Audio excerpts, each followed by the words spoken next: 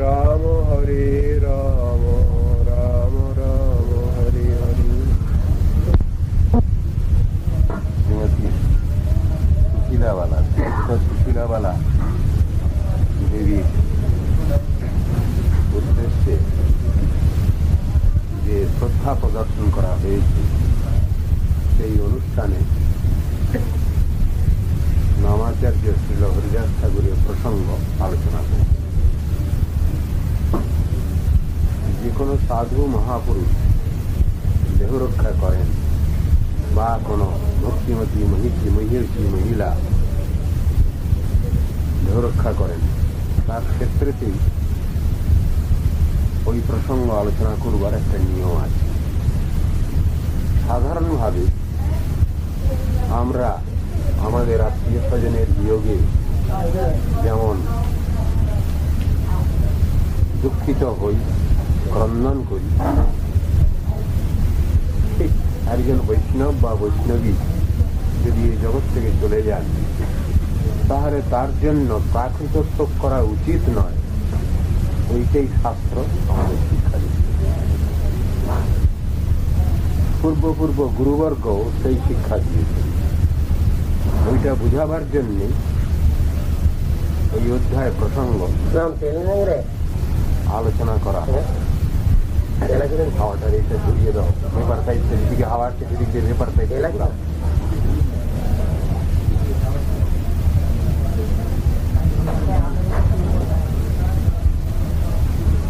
ভগবান তার ভক্তকে চিরদিনই ভালোবাসেন। ভক্ত ও ভগবানকে চিরদিনই ভালোবাসেন। ভক্তের কর্তব্য ভগবানের গুণকীর্তন করা, আর ভগবানের কর্তব্য ভক্তের গুণগান করা। পরস্পরের এই যে অবিচ্ছেদ্য সম্পর্ক আছে, এই সম্পর্ক কখনই নষ্ট হয়। ভগবান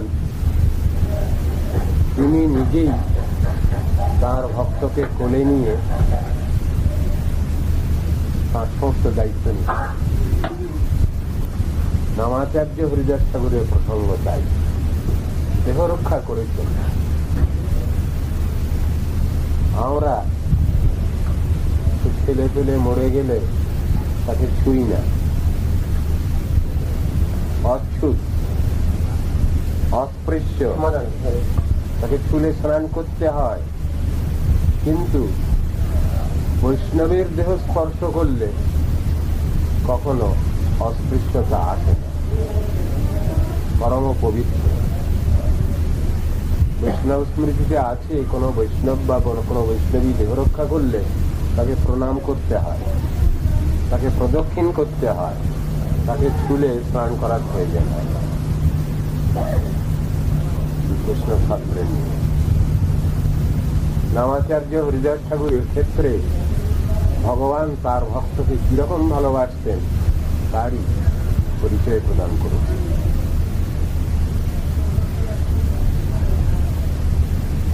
আজ আমি ওইখানে একটা এমন প্রসঙ্গ আরম্ভ করছি, ঠিক ওই রকম সঙ্গে সম্পর্ক আছে।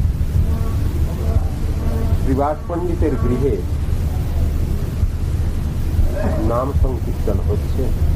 আপনারা যারা নবদ্বীপ ধাম পরিক্রমা করেন সবাই গেছেন। শ্রীবাসাঙ্গিনা ব্রজেতে রাসলীলা। ভগবান শ্রী চৈতন্য মহাপ্রভু তিনি নবদ্বীপে সেই অপ্রাকৃত রাসস্থলীতে সংকীর্তন রাসস্থলী প্রকাট করলেন। ওখানে এক রাস আর এখানে সংকীর্তন রাস। সেই সংকীর্তন রাসস্থলী হচ্ছে শ্রীবাসাঙ্গন। এর অপর নাম খোল ভাঙার ডাঙ্গা, আপনারা শুনেছেন। এখানে ভক্তদের সব নাম সংকীর্তন করবার খোল করতাল সব ভেঙে দিয়েছিল তদানীন্তন চাঁদ কাজ পাইক্রিয়াদা পাঠিয়ে। এই ক্ষেত্রেতেই চৈতন্য মহাপ্রভু সাত প্রহরিয়া ভাবে সমস্ত ভক্তগণের মনোবাঞ্ছা পূর্ণ করেছেন, আশীর্বাদ করেছেন। বর দিয়েছেন, ডেকে ডেকে বিলিয়েছেন তিনি তার স্নেহ মমতা। খোলা বেচা শ্রীধর, তাকেও তিনি বর দিয়েছেন। বহু ইতিহাস আছে। এই যে শ্রেষ্ঠ স্থান নাম সংকীর্তনের লীলাস্থলী যে শ্রীবাসঙ্গন, সেইখানে মহাপ্রভু তাঁর একনিষ্ঠ ভক্তগণকে নিয়ে নাম সংকীর্তনে প্রবর্ত। প্রত্যেক দিনই কীর্তন হয়, কিন্তু এই কীর্তন সহ্য করতে পারে না সবাই। ভক্ত ছাড়া অভক্ত যারা, পাপী পাটন্ডী যারা, তাদের কাছে ওটা সেলবিদ্ধ করে। যেমন কীর্তন যেখানে হয় তার কয়েক যোজন দূরেই থাকে ভূত প্রেত পিশাচ। কথায় বলা হয় ভূতের কাছে রাম নাম। ভূত প্রেত পিশাচ এরা কখনো ভগবানের নাম সহ্য করতে পারে না, শুনতে পারে না। ভগবতী বিরোধী যে এলিমেন্ট আছে এই জগতে, যারা নাস্তিক, যারা পাষণ্ডী, যারা ভক্তি বিরোধী, তারাও ঠিক ভগবানের গুণানুবাদ, ভক্তের গুণানুবাদ সইতে পারে না। ওখানেও সেরকম অবস্থা হয়েছিল, তার পুনরাবৃত্তি হয়েছিল। বহু লোক চৈতন্য মহাপ্রভু ওই সংকীর্তনের রাসস্থলীতে সংকীর্তনে বাধা সৃষ্টি করেছে, বহু গালাগালি দিয়েছে, বহু সমালোচনা করেছে। সব সমালোচনা রচিত ভক্ত, সব সমালোচনা রচিত শ্রী ভগবান।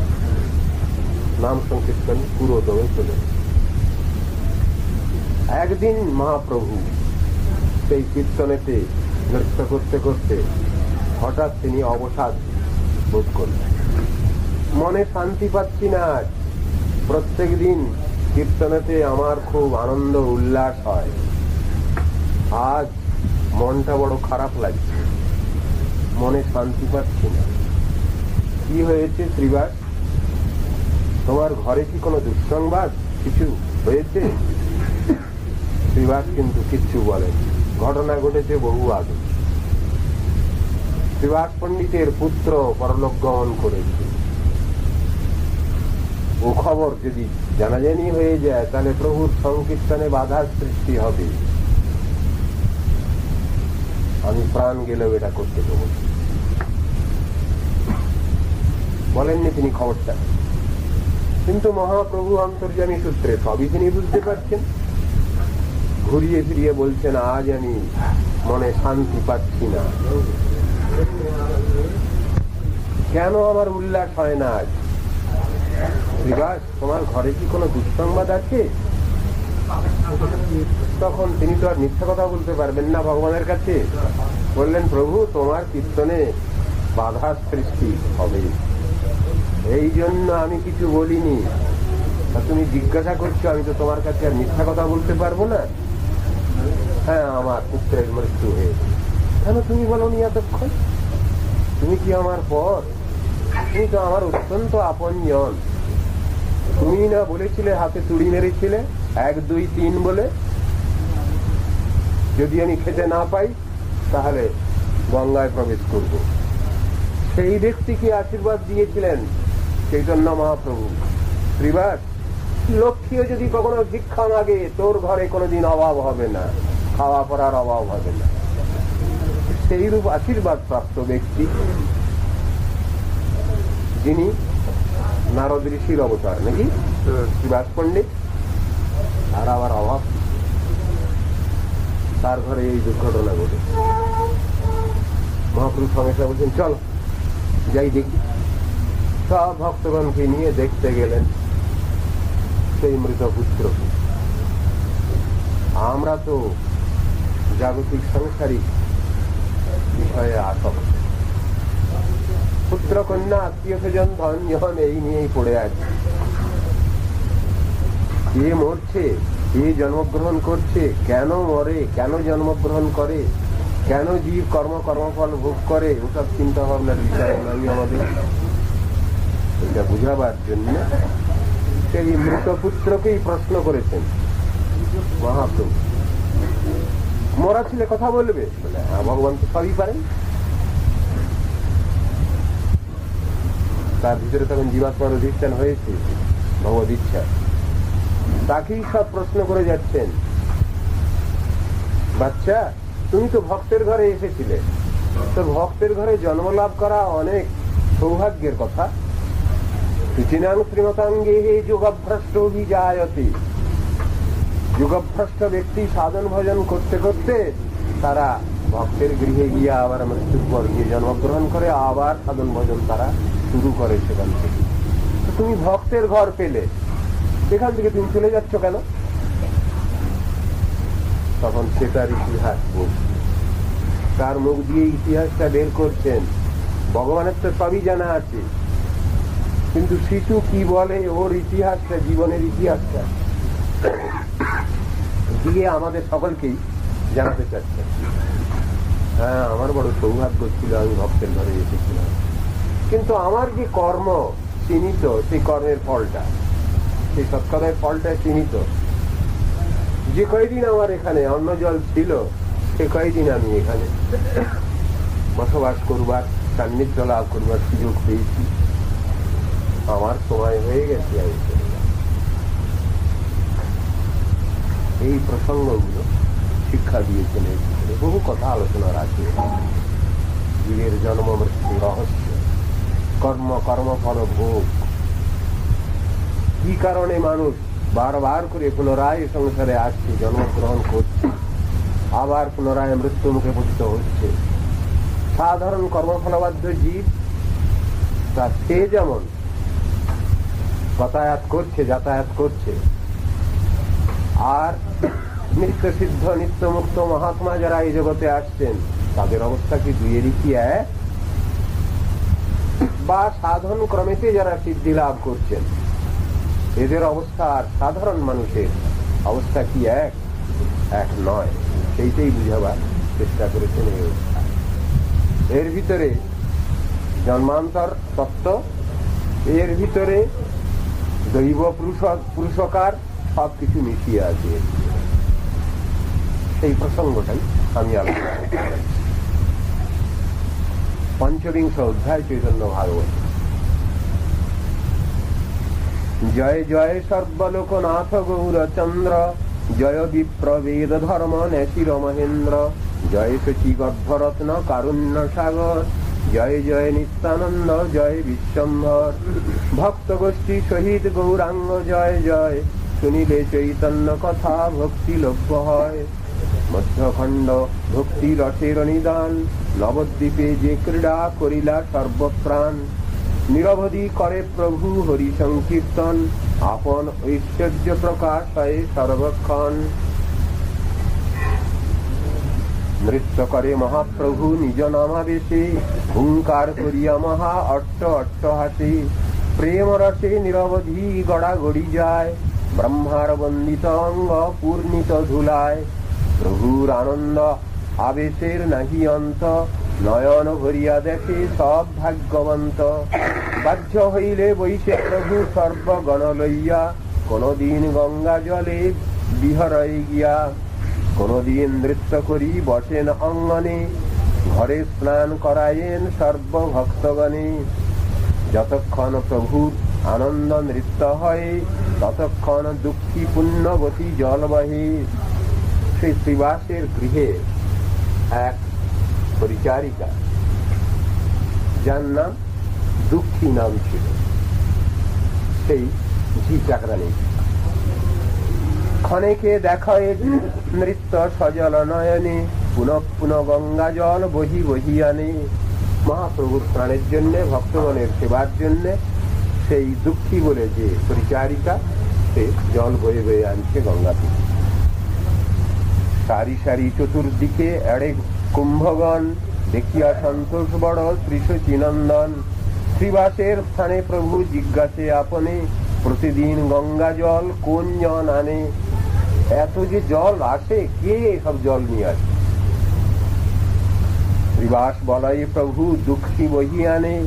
প্রভু বলে সুখী করি বল সর্বজনে। দুঃখী এই জল বয়ে নিয়ে আসে। বলে দুঃখী যে এত সেবা করে, ভগবানের সেবা করে, বৈষ্ণব সেবা করে, ভক্তগণের সেবা করছে, সে দুঃখী হবে কেন? আজ থেকে ওর নাম রাখো সুখী। দুঃখী নাম পরিবর্তন করে দিয়ে গৌরচন্দ্র তার নাম রাখলেন সুখী। এই জনের দুঃখী নাম কভু যোগ্য নয়, সর্বকাল সুখী হেন মোর চিত্তে লয়। যে ভগবত ভাগবত সেবা করে, বিষ্ণু বৈষ্ণবের সেবা করে, সে সুখী। এতে কারুণ্য শুনি প্রভুর শ্রীমুখে, কাঁদিতে লাগিলা ভক্তগণ প্রেম সুখী। সবে সুখী বলিলেন প্রভুর আজ্ঞায়, দাসী বুদ্ধি শ্রীবাসনা করে সর্বথায়। তাকে আর তিনি দাসী বুদ্ধি করেন। হ্যাঁ, তুমি ঘরে আছো, তোমার ঘরেরই, আমার ঘরেরই একজন লোক, ঠিক সেইভাবেই তার সঙ্গে ব্যবহার করতে লাগবে। প্রেম যোগে সেবা করিলেই কৃষ্ণ পাই, মাথা মুড়াইলে জন দণ্ড না এড়াই। একটা কথা বলে দিলেন এখানে সপ্তদর্শন, প্রেম যোগে যদি সেবা করি তবে কৃষ্ণকে লাভ করা যায়, ভগবানকে লাভ করা যায়। আর মাথা মুড়াইলে জনদণ্ড না এড়াই, তার মানে সাধু হলে, সাধুর বেশ নিলেই জনদণ্ড এড়ানো যাবে না, কাজটি করতে হবে বাস্তব। এই কথা বলি, কুলে রূপে ধনে বা বিদ্যার কিছু নয়, প্রেম যোগে ভজিলে সে কৃষ্ণ তুষ্ট হয়। যদি বলা যায় কুলটাই বড়, ভগবান তাতে সন্তুষ্ট নয়। যদি বলা যায় রূপটাই বড়, ভগবান তাতে সন্তুষ্ট নয়। যদি বলে ধনই বড়, ধনী বড়, ভগবান সন্তুষ্ট নয়। যদি বলে বিদ্যাটাই বড়, লেখাপড়া না শিখলে মশায় সেই জগতে চলা যাবে না। সংস্কৃত না শিখলে প্রচার করা যাবে না। যদি এমন কথা হয় তাহলে কি হবে? শাস্ত্রে উদাহরণ দিয়ে বোঝানো হয়েছে, সংক্ষেপ ভাবে আমি সামান্য একটু 2-1 লাইন বলবো। যেখানে বলছেন, একটা উদাহরণ দিয়ে গেছে।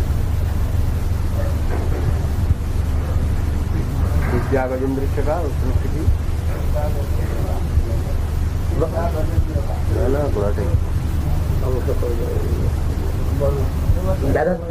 ददस्याचरणम ध्रुवस्य च वयो ध्रुवस्य च वयो विद्या गजेंद्रस्य का उपजाया किमु नाम रूपमधिकं किं तत् सुधाम्नो धनम् वंशको विदुरस्य जादवपते रुक्रस्य किं पौरुषम्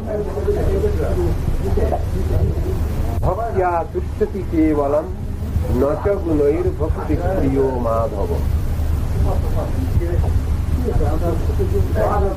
भक्ति प्रिय माधव भक्तिर बस। तो बोलছেন ব্যাধস্য আচরণম, জরা ব্যাধের এমন কি আচরণ ছিল, সদাচরণ, যার জন্যে তিনি ভগবানকে লাভ করেছেন। ব্যাধের ইতিহাস তো শুনেছেন আপনারা, আধা মরা করে করে সব জন্তু জানোয়ার গুলোকে রেখে দিত, সব বান্দিত করে করে। নারদ ঋষি একদিন সেই অবস্থায় গেছেন, গিয়ে বললেন এদের এইরকম কষ্ট দিচ্ছ কেন, এদের প্রাণে মেরে ফেলো। আচ্ছা তাই হবে। কিছুদিন পরে আবার গেছেন সেই রাস্তা দিয়ে বনাঞ্চলে, আবার বলছেন যে এভাবে তুমি যে এই পাপ আচরণ করছো এর ফল কে নেবে? তখন বলে কেন, যাদের জন্য করছি তারা নেবে, জিজ্ঞাসা করো তো। বাড়িতে গিয়ে জিজ্ঞাসা করলো, উত্তরটা সেই একই রকম ফল এসেছে, যেমন রত্নাকর দস্যুর ইতিহাস সেই রকম ফলটা, উত্তরটা পেয়ে। না আমার দায়িত্ব তো কেউ নিচ্ছে না, তাহলে তাহলে চিন্তা ভাবনা করো। সব ছেড়ে ছুড়ে দিয়ে তিনি নারদ ঋষির উপদেশে সেই বনাঞ্চলে এসে ঘর করলেন। সেইখানেই তুলসী বৃক্ষ, বলে এইখানেই হরিনাম করো বসে বসে। বলে খাবো কি, আমার আত্মীয় স্বজন রয়েছে, ছেলেগুলো রয়েছে সব, আমি খাবো কি? বলে সব খাবার এসে যাবে তোমার ভগবত ইচ্ছা। তোমার সব দরকার নেই। তো সেই ব্যক্তি তিনি এত দয়ালু হলেন যে গুরুদেব আসছেন তাকে প্রণাম করবার জন্য, সৎসঙ্গে প্রণাম করবার জন্য কাপড়ের আঁচল দিয়ে সব রাস্তাটাকে ঝাড়ু দিয়ে দিচ্ছেন, কোনো পোকামাকড়কে সরিয়ে দিচ্ছেন। আমার শরীরের চাপে পড়ে কোনো পিঁপড়ে পোকামাকড় না মরে, এই ভাবটা এলো।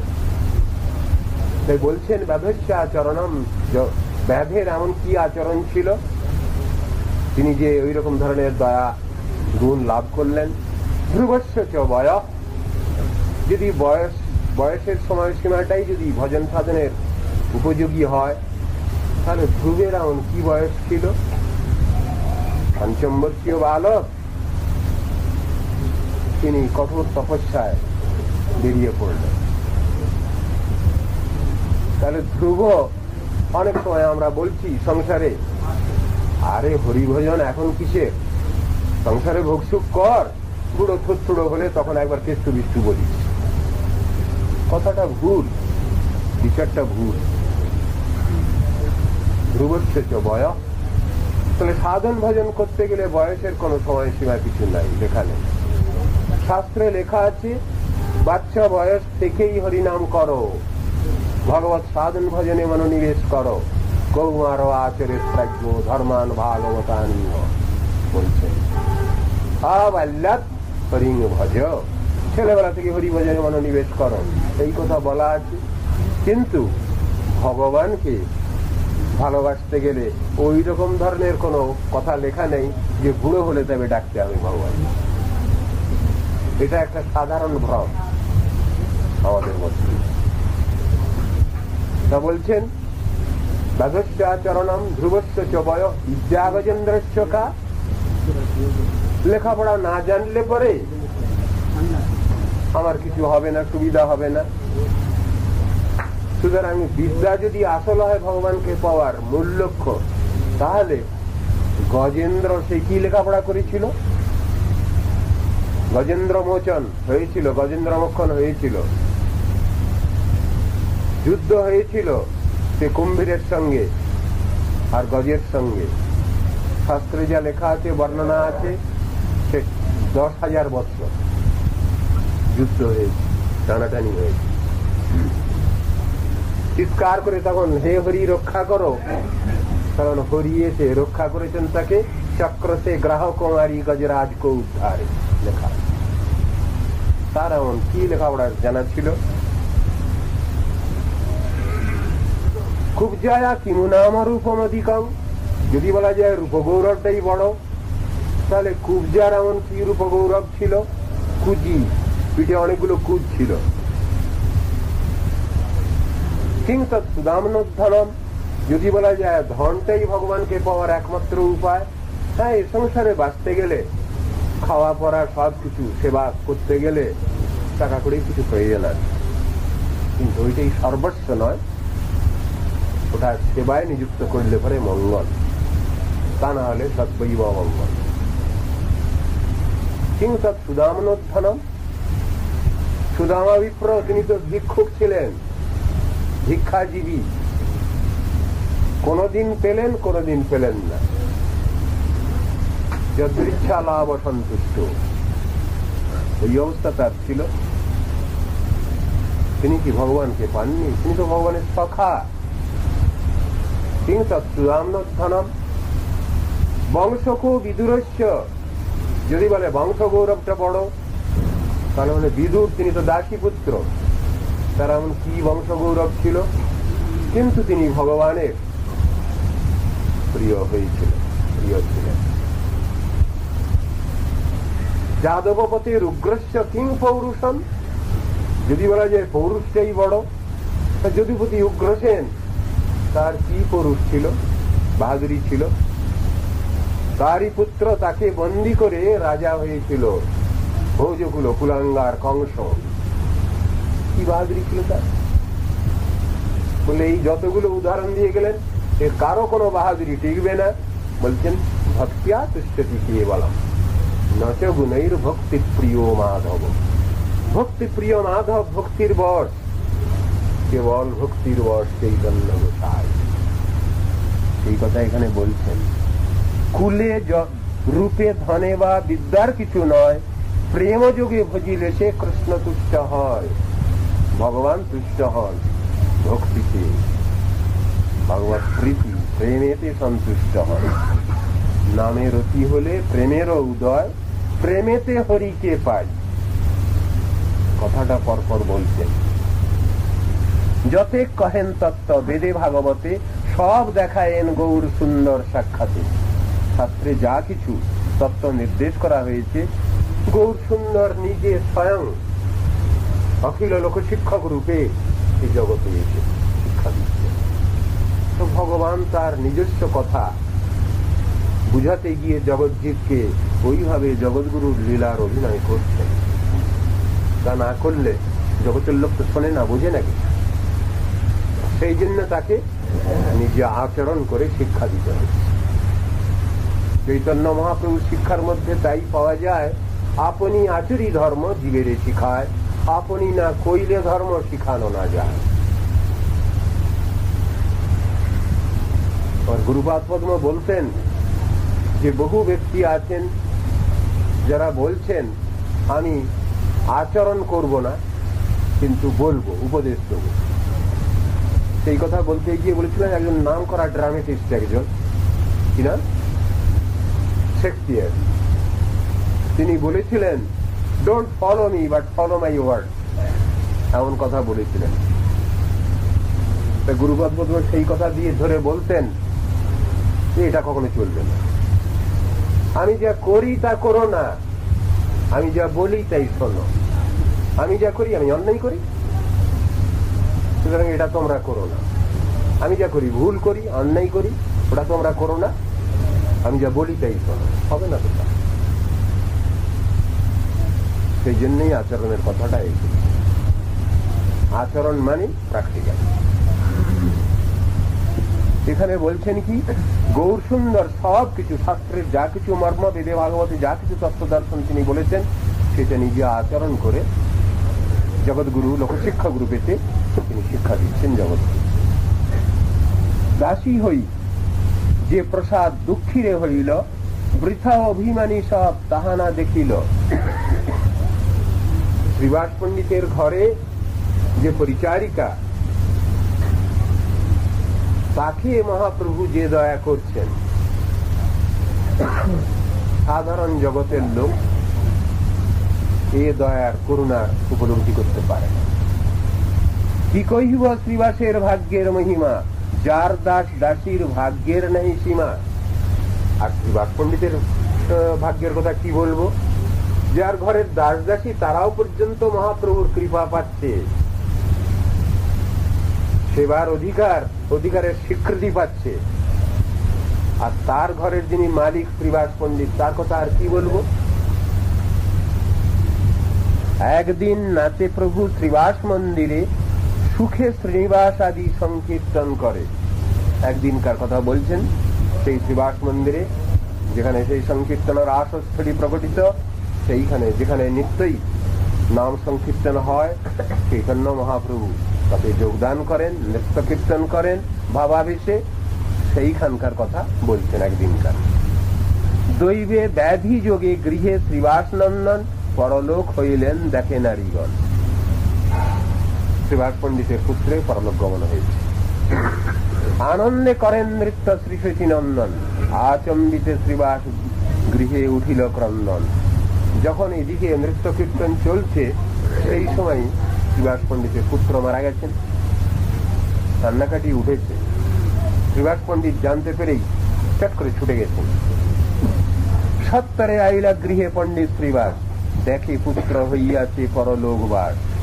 পরম গম্ভীর ভক্ত মহাতত্ত্বজ্ঞানী, স্ত্রীগণের এই প্রবোধিতে লাগিলা আপনি। কান্নাকাটি করো না, সাবধান, চুপ। আমার ঘরে স্বয়ং ভগবান রয়েছেন, তার যেন এই নাম কীর্তনে সংকীর্তনে যেন কোনো ব্যাঘাত সৃষ্টি না হয়। তোমরা চুপ করো, এখন ধৈর্য ধারণ করো, কান্নাকাটি থামাও। তোমরা তো সব জানো কৃষ্ণের মহিমা, সম্বর রোদন সবে চিত্তে দেহ ক্ষমা। জানেন কি না জানেন, জানা উচিত ভক্তের ঘরের যখন তখন তারা নিশ্চয়ই তত্ত্বদর্শন জানেন। তথাপি তাদের সান্ত্বনা দেওয়ার জন্য শ্রীবাস বলছেন কি, পণ্ডিত তোমরা তো সব জানো কৃষ্ণের মহিমা, ভগবানের মহিমা তোমাদের জানা আছে, সুতরাং তার কোন রকম অসুবিধা না হয় এটা তোমাদের দেখা উচিত। তোমরা এখন ভোজন সম্বরণ করো, কান্না এখন থামা। অনন্তকালে সকৃত শুনিলে যার নাম, অতি মহাপাতকীয় যায় কৃষ্ণধাম। যার নাম শ্রবণ করলে সকৃত, একবার মাত্র যার নাম শ্রবণ করলে মহাপাতকীয় কৃষ্ণধামে গমন করেন। সেই নাম তোমরা শুনছো, সেই নাম শুনবার তোমাদের অধিকার এসেছে। তাহলে তো খুব সোজা কথা, একবার নাম শুনলেই তো বৈকুণ্ঠে যাওয়া যাচ্ছে। বিচারের কথা এখানে একবার যদি কৃষ্ণ নাম শোনা যায় তাহলে সর্বার্থ সিদ্ধি। লেখা আছে, কোন কোন জায়গায় লেখা আছে কি, পাপীর সাধ্য নেই তত পাপ করে। এক কৃষ্ণ নাম যত পাপ করে, পাপীর সাধ্য নেই তত পাপ করে। হ্যাঁ, নাম একবার যদি করা যায় তাহলে তার ফল প্রচুর। সেই নামটা কিরকম নাম? একটা নাম, সেই এক নাম নিশ্চয়ই নিরপরাধে নাম। নিরপরাধে নাম লইলে পায় প্রেম ধন, সেই নিরপরাধে নাম, তা নাহলে হচ্ছে না। আর যদি অপরাধযুক্ত নাম হয় সে সম্বন্ধে বহু কথা লেখা আছে। কোটি জন্ম করে যদি শ্রবণ কীর্তন, তথাপি না পায় কৃষ্ণ পদে প্রেমধন। এই কোটি জন্ম শ্রবণ কীর্তন হচ্ছে কিন্তু অপরাধযুক্ত নাম হচ্ছে, তাহলে কি হবে? সেখানে ফল হচ্ছে না, ফল আসে না। এখানে এদের বুঝিয়ে দিচ্ছেন শ্রীবাস পণ্ডিত যে এক কৃষ্ণ নাম যদি ঠিক ঠিক ভাবে যদি শ্রবণ হয় তাহলে মহাপাতকীয় কৃষ্ণধামে গমন করতে পারে। কথাটা লেখা আছে, কথা লেখা থাকলে তো হবে না, সেই অনুসারে কাজ তো করতে হবে, সাধন তো করতে হবে। লেখা তো অনেক কথাই আছে। হেন প্রভু আপনে সাক্ষাতে কৃষ্ণ নৃত্য করে, গুণ গায় যত তার ব্রহ্মাদিক বৃত্ত। যে প্রভুর নাম একবার মাত্র উচ্চারণ করলে সকৃত, একবার মাত্র উচ্চারণ করলেই ভগবত ধামে যাওয়া যায়, ভগবানের সাক্ষাৎ সেবা অধিকার লাভ করা যায়, সেই প্রভু এখানে নৃত্য করছেন আমার ঘরে। আর ব্রহ্মা শিবাদি দেবতা তার সঙ্গে আছেন, তার গুণগান করছেন তার সঙ্গে থেকে। ব্রহ্মা আছেন কে? হরিদাস ঠাকুর। শিব ঠাকুর আছেন কে? মহাবিষ্ণুর অবতার থেকে বলা হচ্ছে, অদ্বৈত প্রভু আছেন, তো এরাও ঘরে রয়েছেন, সেই প্রভুর গুণগান করছেন তার সঙ্গে থেকে।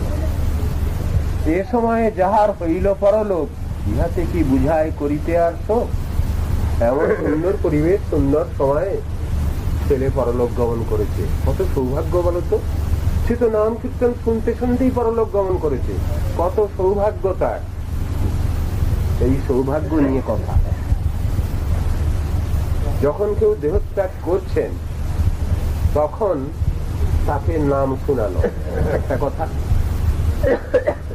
তার স্মরণ শক্তি আছে কিনা, তার কানে যাচ্ছে কিনা, তার অন্তরে হৃদয়ে যাচ্ছে কিনা, সেটা তিনি গ্রহণ করতে পারছেন কিনা, এই কথাগুলো আছে। কোন ব্যক্তি মৃত হলেন, মারা গেলেন, তারপরে তার বুকেতে গীতা ভাগবত রাখা হলো, হরিনামের মালা রাখা হলো, হরিনাম সংকীর্তন করা হলো। এসব ব্যাপারগুলোর মধ্যে কিছু তফাৎ আছে কিনা, যদি তাকে শোনাতে পারা যায় কিছু, সেটা নিঃসন্দেহে খুব ভালো কথা। কিন্তু তার সমস্ত ইন্দ্রিয়ের ক্রিয়া সব বন্ধ হয়েছে, ভিতরে কি বন্ধ হয়েছে তা তো বোঝা যাচ্ছে না, কিন্তু বাহ্যেন্দ্রিয় তার তখন অপটু হয়ে গেছে। কানে তিনি শুনছেন না, আরো যেসব ইন্দ্রিয়ের ক্ষমতা সেগুলো সব কমে গেছে, কিন্তু ভিতরে তার স্মৃতি আছে, ভগবত স্মৃতি। এই অবস্থায় যদি তাকে কিছু শোনানো যায় কল্যাণ। কিন্তু যার সব চলে গেছে, প্রাণ বায়ু বহির্গত হয়ে গেল, তখন করলে কিছু সুবিধা আছে কিনা এ কথা নিয়ে শাস্ত্র বিচার করছে। আগা গোড়াই আছে ভালোটা, কিন্তু তার জীবিতাবস্থায় জীবাত্মা দেহাধারে থাকবার কালে একটা অবস্থা আর পরবর্তী অবস্থা দুটোই আছে। কল্যাণ সবসময় হতে পারে, কিন্তু জীবদ্দশায় যিনি বা যারা হরিনাম করলাম না তাদের কি অবস্থা হয়? তাদের তো কোনো সংস্কার নেই, তাদের তো কোনো অভ্যাস যোগ নেই, তাদের কি গতি হবে? তাদের গতি খুব ভালো নয়। অভ্যাস যোগ যাদের আছে, অভ্যাস যোগে থাকতে থাকতে, সংস্কারে থাকতে থাকতে যদি তারা চলে যান, তাদের একটা ব্যবস্থা ভালো আছে। আর পরবর্তীকালে বাইরের কীর্তন বা অন্যান্য কিছু এ করে যে ব্যবস্থা নেওয়া হয়, তার ভিতরেও আছে আংশিক হবে, পূর্ণ হয় না। এখানে বলছেন, এ সময়ে যাহার হইল পরলোক, ইহাতে কি বুঝায় করিতে আর শোক। স্বয়ং মহাপ্রভু, স্বয়ং ভগবান তিনি নৃত্য কীর্তন করছেন, ভক্তগণ নৃত্য কীর্তন করছেন, কীর্তন শ্রবণ করতে করতে ওই বাচ্চা মারা গেছে। সুতরাং এর অসদ্গতি হয়নি, অপগতি হয়নি। তোমরা এর জন্য প্রাকৃত শোক করো না, ক্রন্দন করো না, এই কথাই বুঝাবার চেষ্টা করছে। শোক তো সবাই করে, ছেলে পুলে মরে গেলে মা বাবা শোক করেন না, গার্জিয়ানরা শোক করেন না? নিশ্চয়ই করেন, অভাব অনুভব করেন। তো তথাপি শ্রীবাস পণ্ডিত বলছেন, না, এখানে আমার ঘরে স্বয়ং ভগবান রয়েছেন, সুতরাং তোমাদের শোক করা উচিত। যা ব্যবস্থা সবই তো তার ইচ্ছাক্রমেই সব হবে, আর আমাদের কর্ম ফলানুযায়ী হবে। শোক করবার কি হচ্ছে? যিনি আমাদের ঘরেই রয়েছেন সাক্ষাৎ ভাবে, তোমাদের সেটা করা উচিত। কোন কালে এ শিশুর ভাগ্য পাই যাবে, কৃতার্থ করিয়া আপনারে মানি তবে।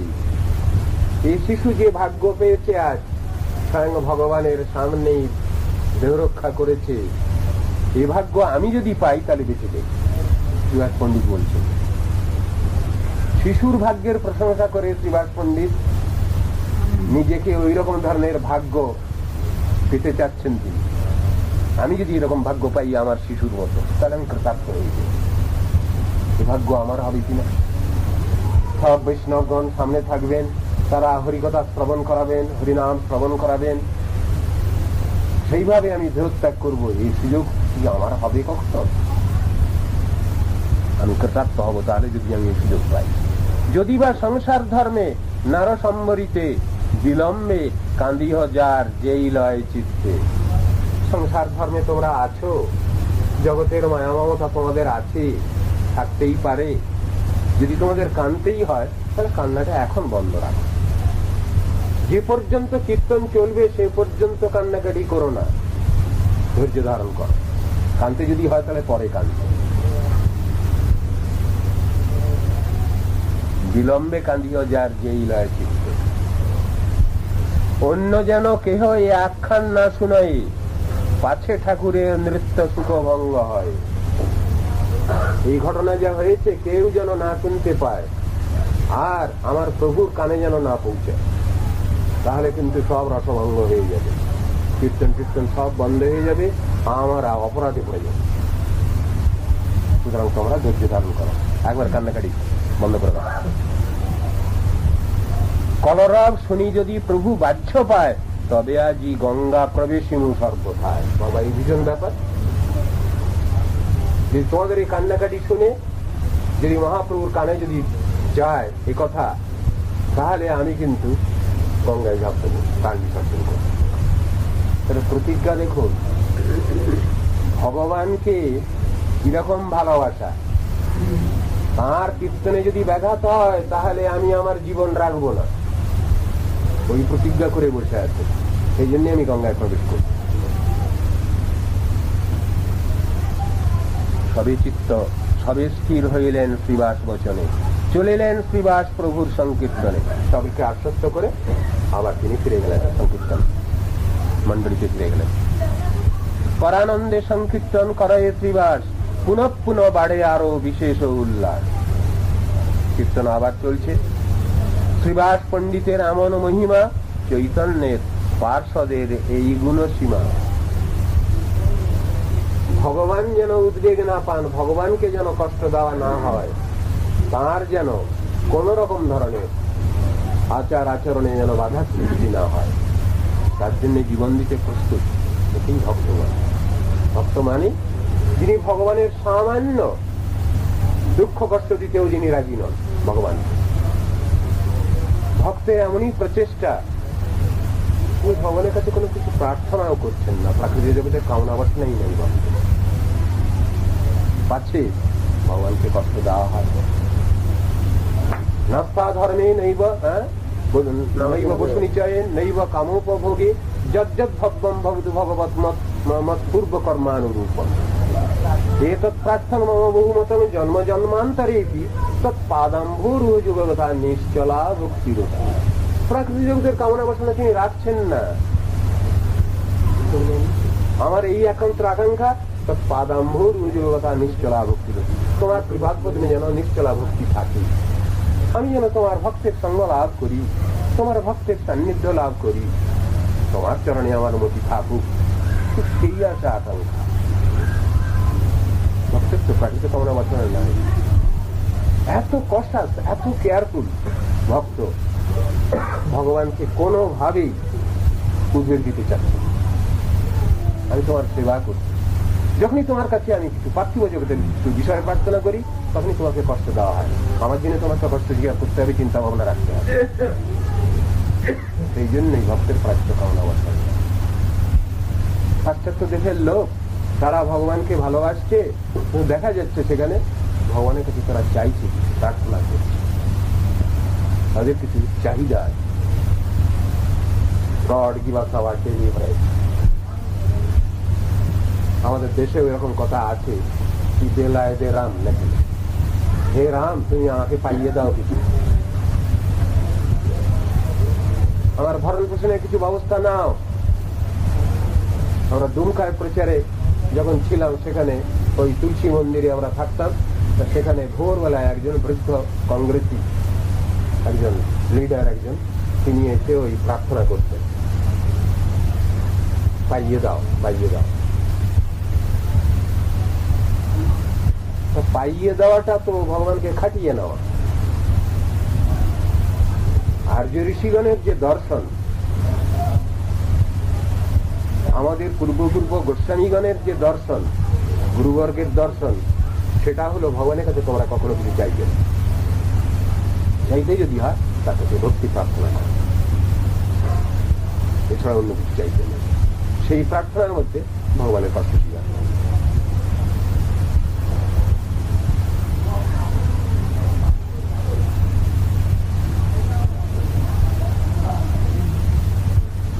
পুনঃ পুনঃ বাড়ে আরো শ্রীবাস পণ্ডিতের এমন মহিমা, চৈতন্যের পার্ষদের এই গুণসীমা। চৈতন্য মহাপ্রভুর যে পার্ষদ, তার গুণ বর্ণনা করে তো শেষ করা যায় না।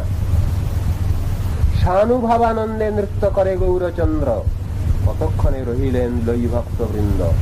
বেশ কিছুক্ষণ ধরে নৃত্য কীর্তনাদি চলছে, পরম্পরা শুনিলেন সর্বভক্তগণ, পণ্ডিতের পুত্রের হইল বৈকুণ্ঠ গমন।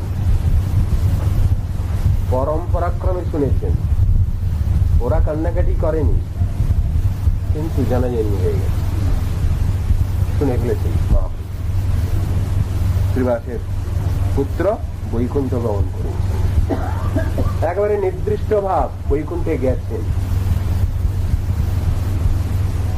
আমরা মরে গেলে কোথায় যাব তার ঠিক নাই, কিন্তু শ্রীবাসের পণ্ডিত যে দেহরক্ষা, শ্রীবাস পণ্ডিত যে পুত্র দেহ রক্ষা করলেন, তার বৈকুণ্ঠ গমন হয়েছে। একবারে নির্দিষ্ট ব্যাপার,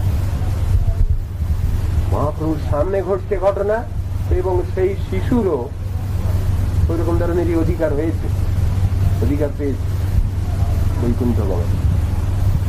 সকলের তো এই অধিকার হচ্ছে না।